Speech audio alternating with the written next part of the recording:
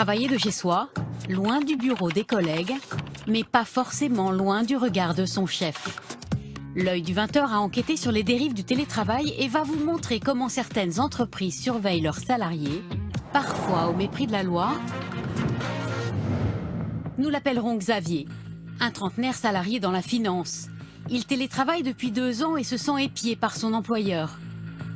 Mon employeur nous a tout simplement fait savoir qu'il avait mis dans nos postes de travail des logiciels de suivi de l'activité pour soi-disant faire des statistiques anonymisées sur la productivité des équipes.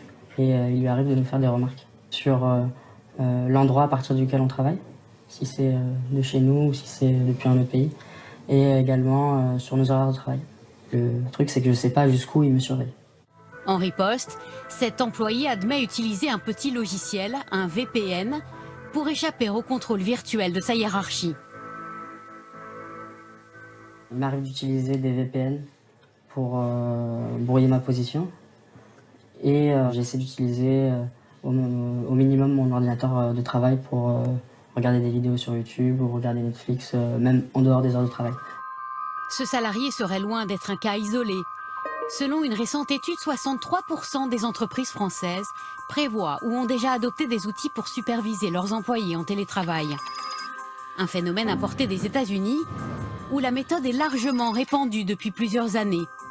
Avec nous, vous pouvez vérifier les recherches tapées par votre employé. Depuis qu'il a monté son entreprise il y a quelques mois, cet ingénieur informatique est assailli de demandes de patrons.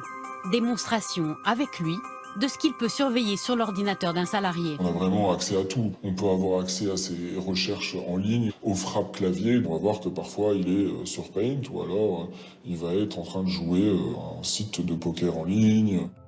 En France, quelles sont les limites de la surveillance numérique? Selon la CNIL, si l'employeur peut contrôler l'activité de ses salariés, il ne peut les placer sous surveillance permanente. Mais cet ingénieur admet régulièrement franchir la ligne rouge à la demande de ses clients. La plupart de mon travail n'est jamais utilisé devant un juge parce qu'il est irrecevable. Mon travail, lui, sert de point d'entrée à une discussion et à une négociation avec l'employé.